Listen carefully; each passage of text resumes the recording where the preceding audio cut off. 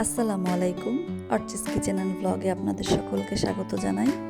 আশা করছি সবাই অনেক ভালো আছেন। আলহামদুলিল্লাহ, আমিও ভালো আছি। আমার আজকের ব্লগটি সাজিয়েছি রমজানের পূর্ব প্রস্তুতি হিসেবে কিছু পরিষ্কার পরিচ্ছন্নতার কাজকর্ম নিয়ে। এটা ছিল রমজানের দুদিন আগের ভিডিও। যেহেতু দুদিন পরে রমজান মাস শুরু হয়ে যাচ্ছে, রমজান মাস ইবাদতের মাস। আমরা চেষ্টা করি অন্যান্য সময়ের চেয়ে এই মাসটায় বেশি বেশি করে ইবাদত করার, আল্লাহর আরও বেশি নৈকট্য লাভের চেষ্টায় আমরা ইবাদতটা করে থাকি। আজ বিছানার চাদর, মশারি, শীতের কিছু কাপড় চোপড় কেচে দিচ্ছি। শীত তো এখনও হালকা হালকা আছে। এদিকে ড্রয়িং রুমটাও খুব ভালোভাবে ডিপ ক্লিন করে দিচ্ছি। সোফাগুলো সরিয়ে তার পিছন থেকে অনেক ময়লা পরিষ্কার করলাম। সোফার উপরে আমি যে কাপড়গুলো দিয়ে রাখি সেগুলোও সরিয়ে আজকে সব কিছু ধুয়ে নিয়েছি। ড্রয়িং রুমের কার্পেটটাও অনেক ময়লা হয়ে গিয়েছে, ভাবছি ওটাকেও আজকে ধুয়ে দেব। আজকে শুক্রবার, আমার ছেলেটা বাড়িতে আছে। এই কার্পেট ধোয়াতে আমার ছেলে মেয়ে দুজনেই আমাকে খুব সাহায্য করেছে। কার্পেটটাকে আমরা ছাদের উপর নিয়ে বিছিয়ে এভাবে পানি দিয়ে পরিষ্কার করে ধুয়ে ফেললাম।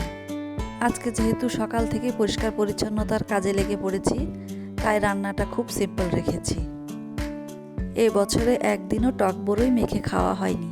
ভাবছি রোজা তো চলেই আসছে, আর খাওয়া হবে না।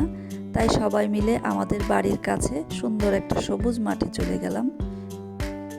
বড়ই মাখাতে যা যা লাগবে সব কিছু গুছিয়ে নিয়ে চলে গেলাম মাঠে। ওখানে সবাই মিলে বসে গল্প করছিলাম আর বড়ইগুলো মাখছিলাম। সবাই তো খাওয়ার জন্য অধীর আগ্রহে বসে আছে। চারিদিকে ধান ক্ষেতের সবুজ আর সুন্দর পরিবেশ।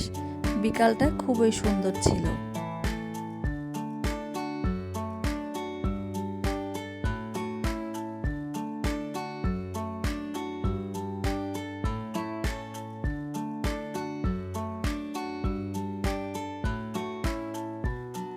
এই তো লবণ, শুকনো মরিচ, চিনি, সরিষার তেল, আরও দিয়েছিলাম তেঁতুল।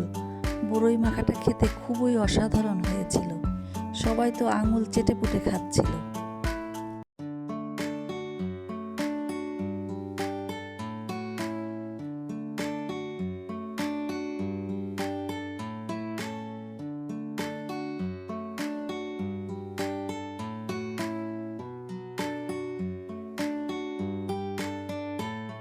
বড়ই মেখে সবাইকে কলাই পাতায় করে ভাগ করে দিলাম।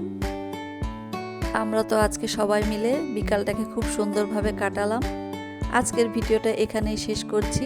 আশা করছি আপনাদের ভালো লেগেছে। যদি ভালো লাগে প্লিজ আমার চ্যানেলটিকে সাবস্ক্রাইব করবেন। সবাই অনেক ভালো থাকবেন, আমাদের জন্য দোয়া করবেন। আল্লাহ হাফেজ। আসসালামু আলাইকুম।